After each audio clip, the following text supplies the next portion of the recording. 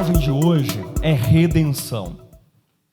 E antes de ministrar a mensagem, de compartilhar alguns textos, e serão alguns textos, pelo menos mais de meia dúzia de textos, eu quero falar 3 coisas para vocês acerca da mensagem de hoje.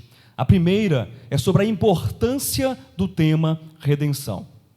A segunda é um esclarecimento em relação à estrutura dessa mensagem. E a terceira é um alerta que eu quero comunicar, eu quero compartilhar e quero fazer a você nessa noite. Muito bem, começando, a importância do tema redenção. A palavra redenção é uma palavra, por um lado, muito simples. Em que sentido, pastor Josué? A palavra redenção é uma palavra simples, no sentido de ser uma palavra extremamente familiar ao nosso vocabulário. Se você se recordar, quando você recebeu a Cristo, se você se recordar, quando você foi chamado pelo Senhor há 10, há 15, há 20, há 30, há 40 anos atrás, muito possivelmente a palavra redenção foi uma das primeiras palavras que você aprendeu e que você incorporou no seu novo vocabulário cristão, sim ou não? A palavra redenção, ela é comum, ela é cantada por nós. Nós oramos e falamos de redenção, nós pregamos e falamos sobre redenção, mas ao mesmo tempo que a palavra redenção, ela é simples, porque ela faz parte do nosso contexto, ela é familiar, ao mesmo tempo a palavra redenção também é extremamente profunda, extremamente complexa. E a palavra complexo significa tecido junto, aquilo que está tecido, aquele que está ponto a ponto colocado de maneira muito unida. E de fato, a palavra redenção, em sua complexidade, ela é importante para a igreja, ela é importante para todo servo do Senhor. Esse ministério costuma dizer que o tema mais importante das Escrituras é o reino de Deus. De fato e de verdade, esse é o tema mais importante. Mas eu posso dizer também que a redenção, ela caminha ao lado da temática do reino de Deus. Nós não podemos falar de reino sem falarmos de redenção. Nós não podemos falar também de redenção sem pelo menos falarmos ou tocarmos na realidade do reino, uma vez que o reino de Deus, preste atenção nessa informação, é o próprio Deus. Eu posso escutar um amém? Nós não estamos falando de que o reino é uma coisa, o reino é um lugar, o reino é um valor monetário ou financeiro, o reino é um simples poder, o reino é o próprio Deus. E nós estamos nesse reino, nós estamos nesse Deus soberano e maravilhoso. E nós estamos, sabe por quê? Porque um dia nós fomos redimidos, graças a Deus. Nós não poderíamos estar mais, porque o homem escolheu e decidiu separar-se de Deus. O homem decidiu e escolheu virar as costas para Deus, mas Deus, sendo rico e favoroso em graça e misericórdia, doação e amor, nos trouxe de volta em nossa consciência, em nosso espírito e em nosso coração para dentro dele mesmo, para o reino, de modo a permanecermos, não apenas da boca para fora, ou teologicamente falando, mas na consciência, no espírito e no coração, ontologicamente dentro desse reino. Por isso a redenção é importante. A redenção, ela perpassa todas as páginas das Escrituras. Ainda que você não encontre o termo redenção em todos os livros, mas a história da redenção, que é o resgate desse homem perdido e distante de Deus, desse homem que está fora da casa do Pai, a redenção está presente em todos os livros. A Bíblia é a história da redenção. A Bíblia é a história do reino de Deus. E sabe que extraordinário? Nós fazemos parte dessa história de reino e de redenção por intermédio de Cristo Jesus, o nosso Senhor. O segundo ponto que eu quero compartilhar com você é fazer um esclarecimento a respeito da estrutura da mensagem de hoje. Queridos, já foi anunciado algumas vezes que hoje, esse domingo, dia 13 de dezembro, nós estamos comemorando e celebrando, pela graça de Deus, a última reunião do Partir do Pão de 2020. Isso é bom? Quem está feliz? Glória a Deus. Eu estou feliz. E o esclarecimento que eu quero fazer a você é que eu gostaria muito, eu sei que o pastor Alexandre provavelmente me escuta e me assiste nessa noite. Beijo, pastor Alexandre, te amo. Estava brincando com ele um dia desse, ele falou assim, você, há um tempo atrás, não mandava beijo para ninguém, né? Eu falei, é transformação, meu irmão. E ele falou assim, é evangelho e psicanálise, viu, Lúcio? Graças a Deus. Eu mandar beijo para outra pessoa, outro homem, Jesus. Jamais. Transformação, evangelho e psicanálise. E como eu dizia, o esclarecimento que eu quero fazer, eu gostaria muito que o pastor Alexandre estivesse ministrando nessa última reunião do Partir do Pão desse ano. Mas os irmãos sabem que não está sendo possível, não foi possível. Portanto, eu queria, alguns vão dizer que é bajulação, viu, Vera? Mas eu não estou nem aí. Outros vão dizer que é sentimentalismo, piegas. Mas eu queria, em honra a esse grande homem de Deus, esse homem dom, compartilhar parte da ministração, da estruturação dessa mensagem, baseada no capítulo 7 do livro Nascidamente. Quem conhece esse livro aqui? Eu gostaria, de um modo honroso, prestar aqui essa homenagem e trazer parte da estrutura dessa mensagem, dando voz a esse profeta, dando voz a esse homem de Deus, Alexandre Rodrigues, que estaria hoje aqui, ministrando a última reunião do Partir do Pão de 2020. É claro que eu não vou ministrar ponto a ponto, é claro que eu não vou ministrar todas as páginas, isso é impossível. Para quem está lendo o livro sabe que às vezes uma única frase resultaria em dezenas de ministrações, uma única frase. Mas eu quero me apoiar em algumas estruturas desse capítulo para compartilhar com vocês nessa noite. Mas eu disse que antes de ministrar, eu falaria 3 coisas. Já falei a primeira, a importância da redenção. Já falei a segunda, agora há pouco, um esclarecimento da estruturação dessa mensagem. E a terceira, eu quero fazer um alerta para você que está aqui nessa noite. E para você que também me acompanha e me assiste na sua casa, no seu trabalho. Eu assisti nessa semana, queridos, talvez vocês também tenham assistido, um videozinho que foi postado lá no De Volta à Palavra Oficial, de alguns pregadores renomadíssimos, sabe? Muito, mas muito, o crème de la crème da teologia mundial. Não é pouca coisa, é muita coisa. Doutor, pós-doutor, doutor. PhD, tudo que você imaginar, você pode colocar e você pode multiplicar, falando a respeito de um evangelho que é perigoso. E esse é o alerta que eu quero fazer para você nessa noite. A ministração de hoje é perigosa, muito perigosa.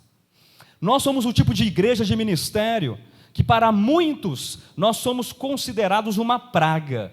Nós somos considerados hereges e heréticos, e nós somos considerados uma mancha para a igreja, porque nós pregamos um tipo de evangelho dito por esses que é evangelho perigoso. Então, aqui entra e cabe o meu alerta. Se você tem medo do perigo, você tem a oportunidade de se levantar e se retirar antes que eu comece a ministrar. Se você que me acompanha agora tem medo do perigo, você pode assistir outra coisa no YouTube. Vai assistir Lucas Neto, vai assistir qualquer outra coisa, vai assistir piada, vai assistir as gravações antigas do Faustão, mas não acompanhe essa ministração porque ela é perigosa. Sabe por que ela é perigosa? Eu anotei algumas frases aqui, desses tão importantes colaboradores da teologia.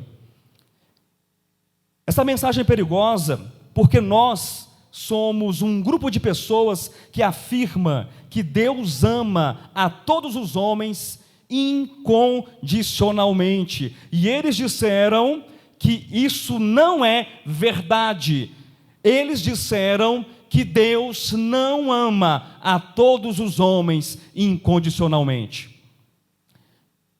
E se eu não tivesse sentado, eu teria caído quando eu assisti isso. Mais uma informação, eles disseram que o reino de Deus não é a sua vizinhança. Quem assistiu esse vídeo? O reino de Deus não é um lugar onde você pode se sentir, de repente, à vontade e confortável. Deixa eu traduzir isso. Ele utilizou uma expressão idiomática, mas eu vou falar numa expressão muito brasileira. O reino de Deus não é a casa da mãe Joana, e eu sei disso. Porque o reino de Deus é Deus e a casa de Deus e o próprio Deus. Você não faz parte de uma vizinhança, meu querido. Você não está ao lado de uma vizinhança. Você está intrinsecamente e essencialmente plantado e habitando no próprio Deus, na casa de Deus. Deus é a casa, Deus é o reino, Deus é a esfera, Deus é a atmosfera, Deus é aquilo que nós precisamos. Então essa mensagem é perigosa, ela é escandalosa, porque afirma que Deus ama a todos os homens incondicionalmente. Deus ama o ateu, Deus ama o muçulmano, Deus ama o hindu, Deus ama até o católico e o protestante também. Deus ama você. Como Ele não amaria os outros? Mas uma coisa que é dita por esses renomados mestres da teologia, preste atenção: o pecador, isso é para você, Rodolfo, precisa ficar infernalmente aterrorizado diante da ira de Deus. Sabe por que você está aqui? Porque você tem medo de Deus. Sabe por que você está aqui?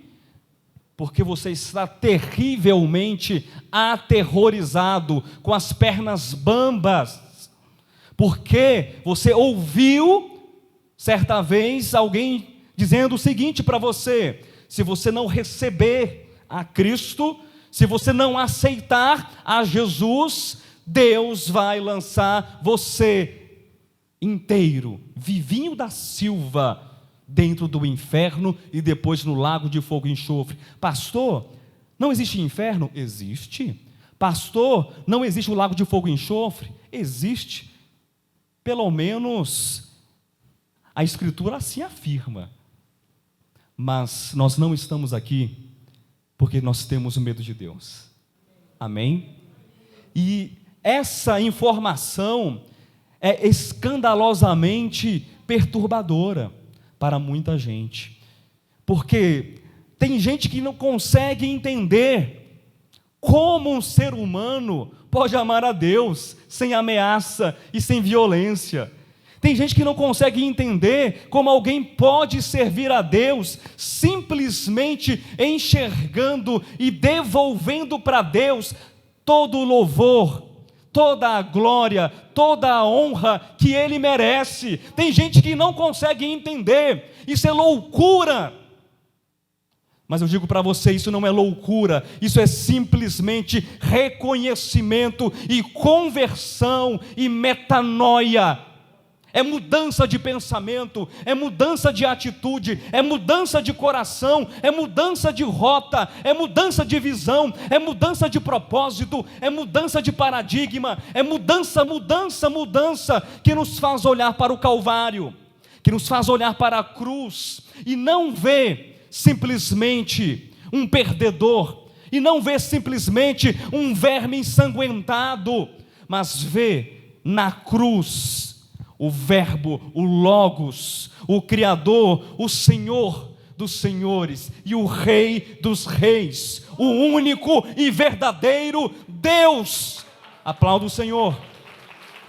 E é isso que move o coração de um ser humano insignificante como eu e como você.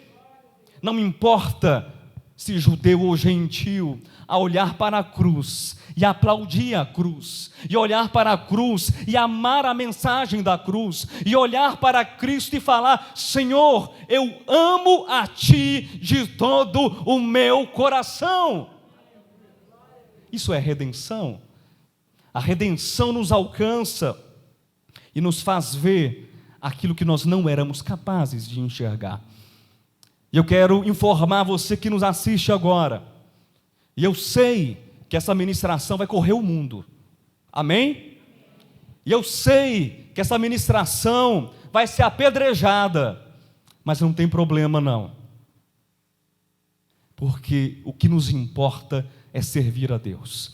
E eu quero dizer para você e para os irmãos que estão aqui, nós vamos continuar pregando esse evangelho escandaloso.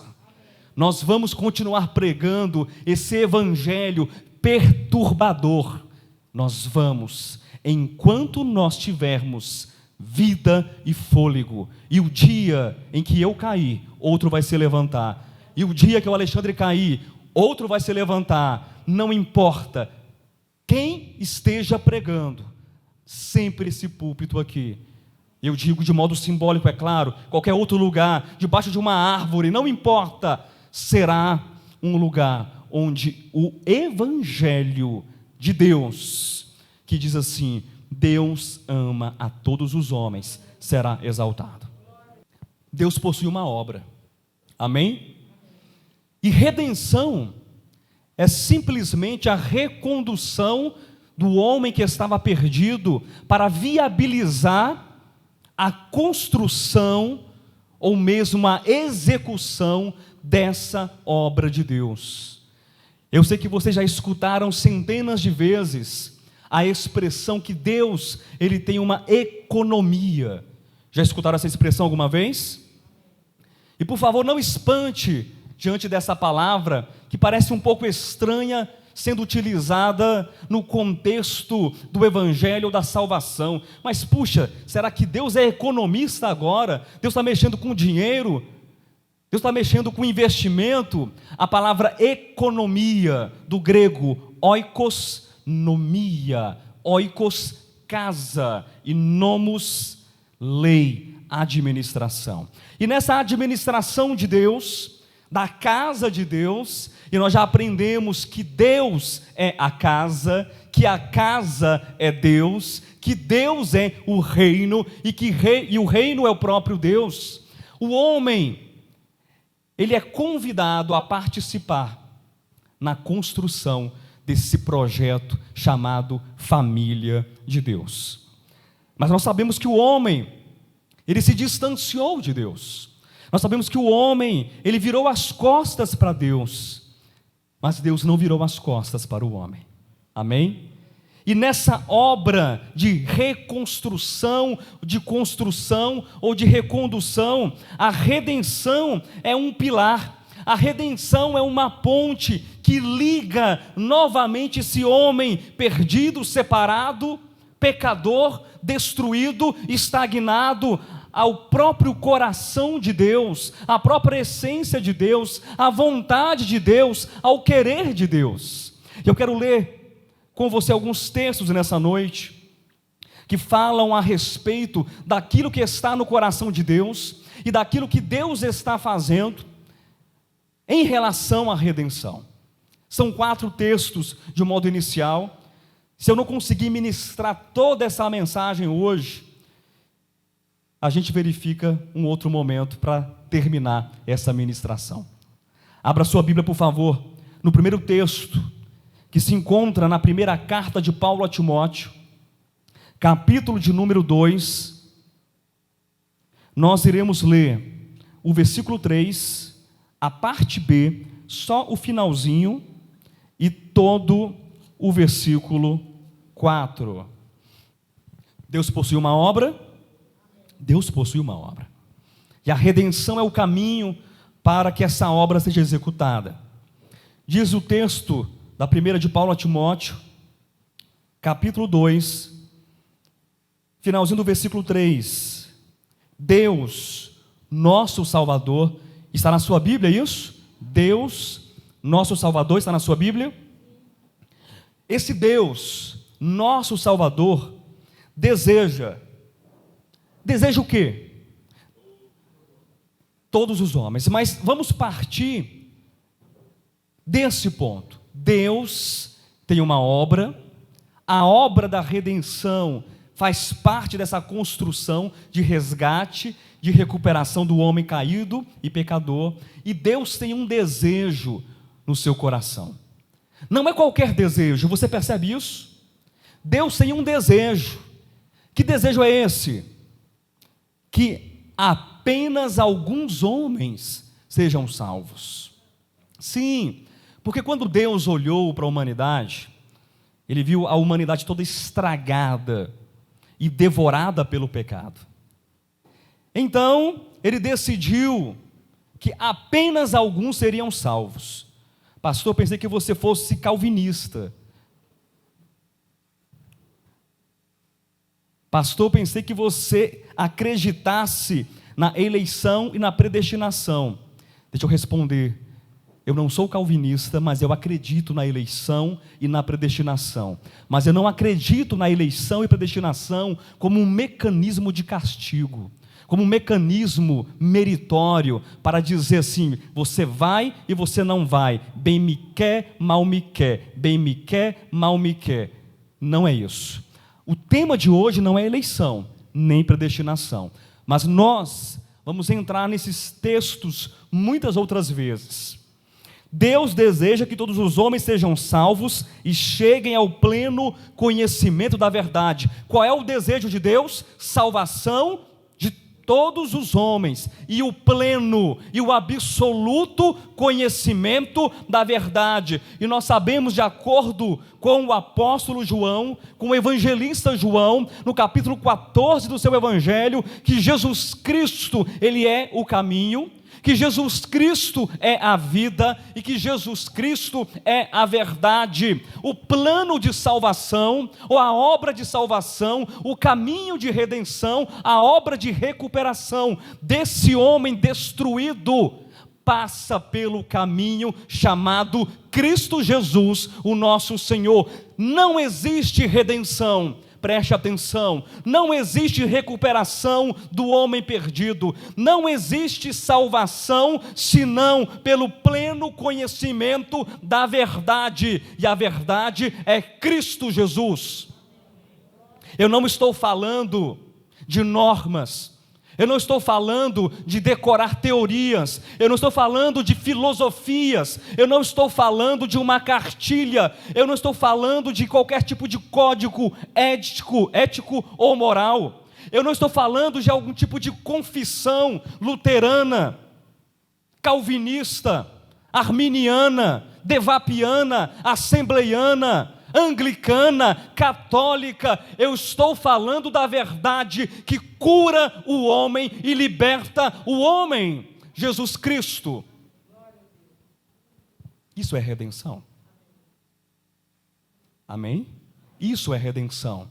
E esse desejo não está na teologia especulativa, e esse desejo não está nas religiões. Esse desejo está plantado firmemente desde a eternidade passada dentro do próprio coração de Deus.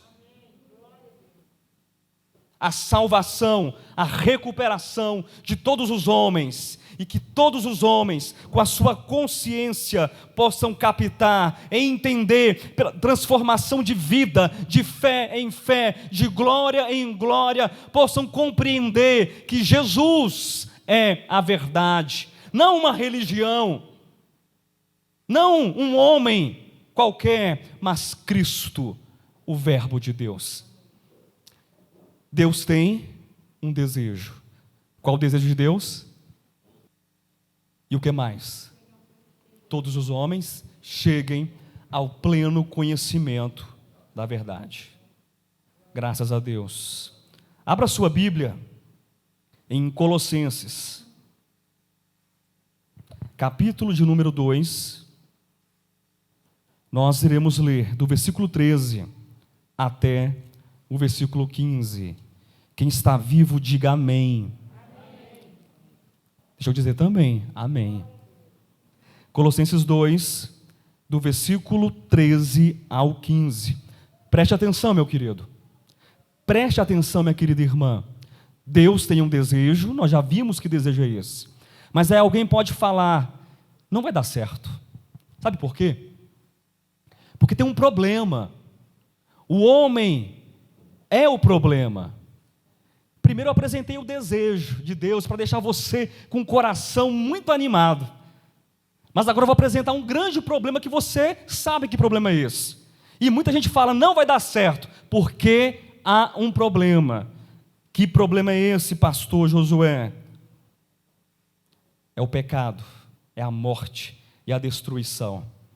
Mas olha só, Colossenses 2:13, a vós outros que estáveis mortos pelas vossas transgressões e pela incircuncisão da vossa carne.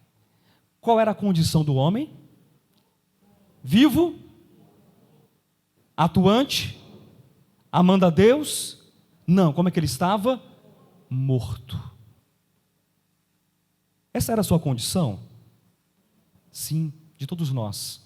Morto em delitos e pecados, conforme diz também Efésios 2:1. Esse é o problema. O homem estava morto. Mas vos deu vida juntamente com ele. O Pai vos deu vida juntamente com ele, perdoando todos os nossos delitos. Você se sente abraçado por Deus? Se sente convidado por Deus? Então esse problema chamado morte, separação e pecado não é um problema para Deus, porque Deus, Ele é capaz, Ele foi capaz e continua sendo capaz de vencer qualquer separação. Nós estamos nessa reunião do partir do pão, que sempre é, a todo momento em que ela é celebrada, um testemunho público, universal e espiritual, é um memorial da solução do problema do homem, da solução do problema da humanidade, que nós que estávamos mortos em delitos e pecados, separados de Deus, alheios a Deus, distantes da casa do Pai, separados do Pai, nós fomos reconciliados e fomos redimidos pelo sangue de Cristo Jesus, pelo sangue da nova aliança. Então Deus tem um desejo, e esse problema é solucionado pela ação de Deus. Está escrito que o véu que estava no templo, no santíssimo lugar, ele foi rasgado. Já leram esse texto? Já leram esse texto? Alguém se lembra de como o véu foi rasgado? Da esquerda para a direita, da direita para a esquerda, de baixo para cima. Uma mão do centro rasgou. Fale mais alto. De alto a baixo. Sabe por quê? Isso é representativo. Isso é um marco. Isso é simbólico. Porque a ação, ela vem de Deus. A ação, ela vem do alto. A mão que nos liberta, a mão que nos tira do tremedal de lama, não é a mão humana, mas é a mão todo-poderosa de Deus Redentor e Salvador. O véu foi rasgado do alto a baixo, em uma ação divina, em uma ação espiritual, em uma ação unilateral, que não dependia da minha escolha, que não dependia da minha aprovação, que não dependia da minha convicção, que não dependia dos meus méritos, mas dependia única e exclusivamente do amor de Deus. Para resgatar o homem, o problema do pecado já foi vencido. Pastor, mas eu não vejo. Eu peco todo dia, eu sei, eu também peco todo dia. Mas o problema do pecado foi resolvido. O problema da morte foi resolvido. Pastor, você está ficando doido. Um monte de gente está morrendo, pastor. Todo dia está morrendo. Eu sei, mas o problema da morte foi resolvido. O problema do diabo foi resolvido, pastor, mas como o diabo está solto? O problema do diabo foi resolvido pela ação de Deus. Deixe-me ler mais um texto com você. Abra sua Bíblia em Mateus, capítulo de número 12, versículo 29. Deixa eu ler o versículo 28 também, pode ser? Senão a gente perde o contexto. Se, porém, eu expulso demônios, Jesus Cristo falando, se, porém, eu expulso demônios pelo Espírito de Deus, certamente é chegado o reino de Deus sobre vós. Se, porém, eu expulso demônios pelo Espírito de Deus, certamente é chegado o reino de Deus sobre vós. Você percebe a conexão? Porque os demônios, os diabos da mente e do corpo, que faziam também separação entre o homem e Deus, uma vez expulsos, possibilitava e oportunizava a manifestação e a chegada do reino presente, agora clarificado dentro do homem. O reino presente, mas agora clarificado dentro do homem. Mas o versículo 29 que nos interessa um pouco mais, diz assim: ou como pode alguém entrar na casa do valente e roubar-lhe os bens sem primeiro amarrá-lo? E então lhe saqueará a casa. Esse texto é estranho, mas é Jesus. Jesus, ele é o que entra na casa do valente. Jesus é o que entra na casa do diabo ou de Satanás. E existem tesouros na casa desse valente.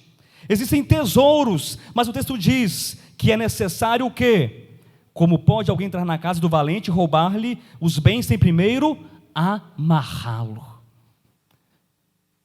Meus queridos, Satanás foi destruído. Ele foi amarrado, derrotado e a cabeça esmagada. A redenção, ela trouxe a nós não uma mera possibilidade de melhora. Sabe quando você está com dor de cabeça, muita dor de cabeça, e você toma um remédio, na possibilidade, na expectativa de melhorar, e nem sempre melhora? Sim ou não, pessoal? Uma simples dor de cabeça, você toma ali um remédio e às vezes não passa. Redenção não é doril. Redenção é a declaração universal e pública que todos os principados e potestades foram amarrados, destruídos, e a casa do valente foi saqueada por Cristo Jesus, o nosso Senhor. E os bens foram tomados, e os bens foram levados. E você pergunta: pastor, cadê os bens? Cadê, pastor? Eu quero esse tesouro porque deve ser uma coisa preciosa demais. Olha para a esquerda, pode olhar, olha para a esquerda, em nome de Jesus. Olha para a direita, em nome de Jesus. Olha para trás. Olha aí, tanta gente linda, sorrindo para você, sorrindo com os olhos.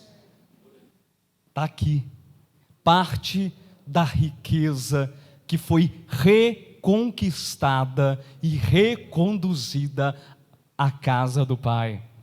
Deus tem um desejo.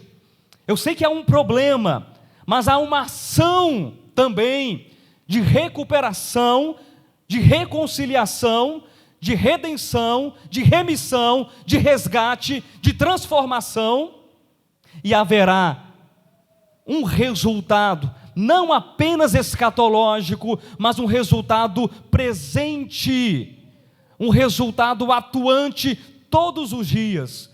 E eu quero ler esse texto para você também. Abra sua Bíblia, lá em Apocalipse, último livro do Novo Testamento, capítulo de número 21.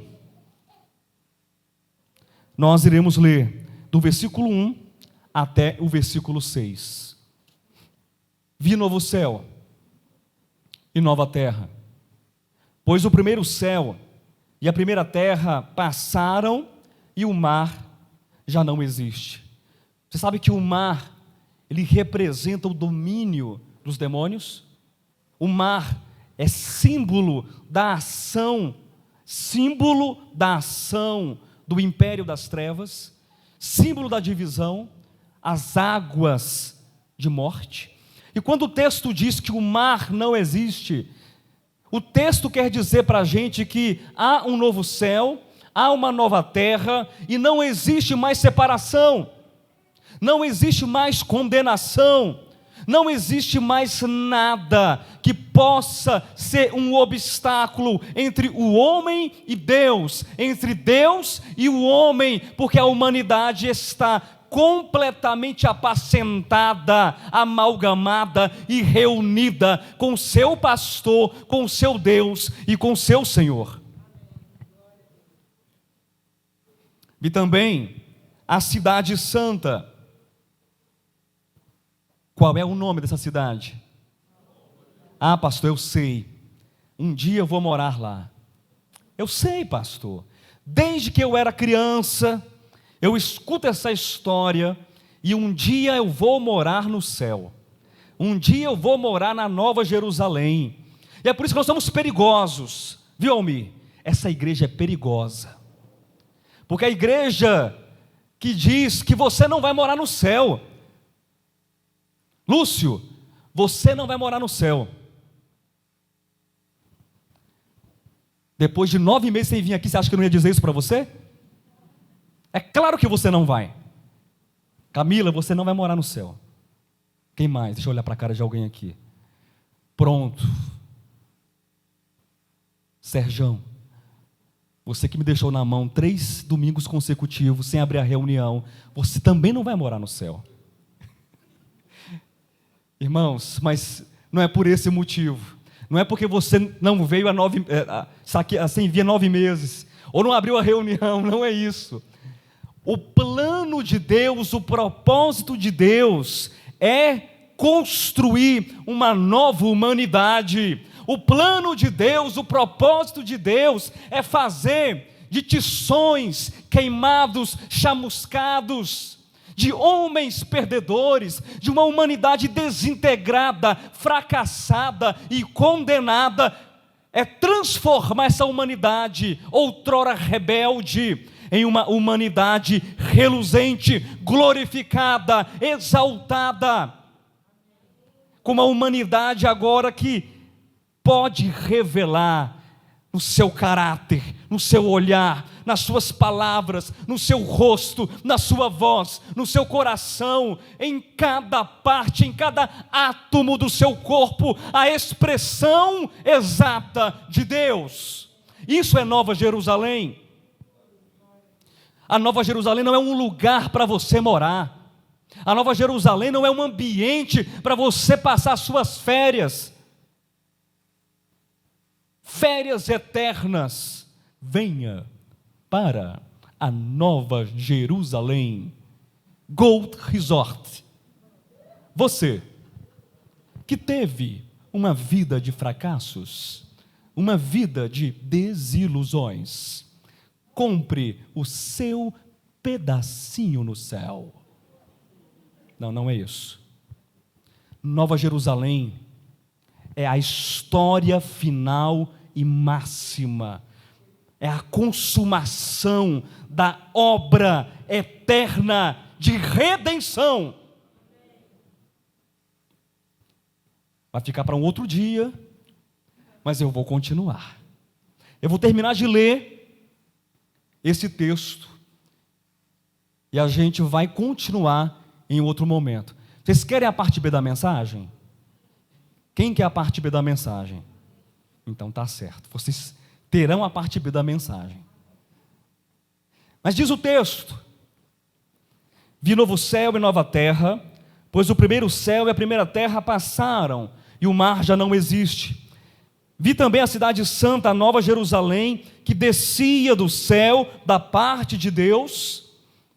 Olha só, como o véu que foi rasgado, de alto a baixo, a nova Jerusalém, ela vem do céu para a terra. Por isso eu digo para você que você não vai morar no céu, mas o céu, entenda, enquanto atmosfera, o céu enquanto símbolo de Deus, ele vai descer para a terra.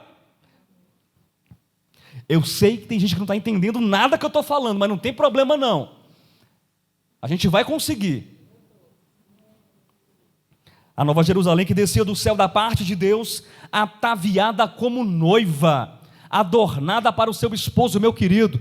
De repente você que me acompanha agora, talvez seja a primeira vez, depois de 40 anos de evangelho, que você está escutando esse texto, lido e explicado e exposto dessa maneira. Jesus, o noivo, não vai se casar com uma cidade. Seria fetiche. E a gente chamaria os especialistas aqui para tratar da psique de Jesus. E aí, Jesus, qual o seu problema? Pois é, porque na eternidade eu programei um projeto. Eu quero casar. E quem é a noiva? É uma cidade. Está complicado. Jesus não vai casar com parede. Jesus não vai casar com pedra. Jesus não vai casar com estrada, com pista. Jesus não vai casar com fonte. Jesus vai casar com a noiva do Cordeiro, chamada Nova Jerusalém, da qual eu, você e milhares e milhares e milhares e milhares fazem parte. Esse é o propósito de Deus, é a economia de Deus. Então ouvi grande voz vinda do trono dizendo a respeito da Nova Jerusalém: eis o tabernáculo de Deus com os homens, Deus habitará com eles, e eles serão povos de Deus, e Deus mesmo estará com eles, e lhes enxugará dos olhos toda lágrima, e a morte já não existirá. Lembra que eu falei para você que não há problema que Deus não possa resolver? Você acredita naquilo que está escrito, nas palavras de fechamento das Escrituras, que Deus vai enxugar dos teus olhos toda lágrima, que a morte já não existirá? Nós podemos passar nessa vida pela morte, e é possível que isso aconteça, sim ou não? É possível, e há inúmeras e centenas de maneiras de morrer. Mas há uma promessa, há uma certeza e uma firme convicção que a morte um dia não mais existirá. Porque a redenção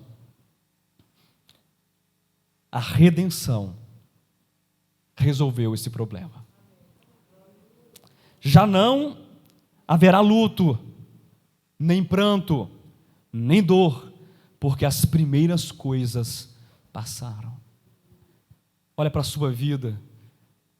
A sua vida significa primeiras coisas, em muitos aspectos.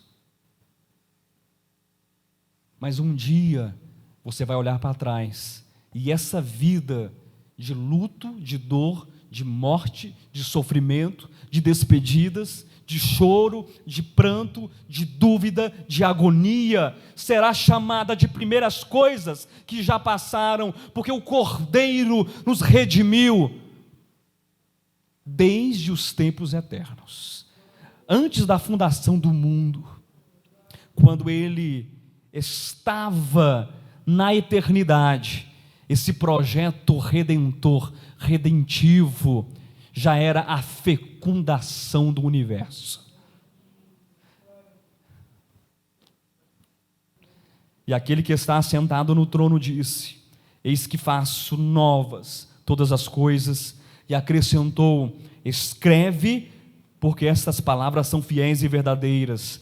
Disse-me ainda: tudo está feito, eu sou o alfa e o ômega, o princípio e o fim.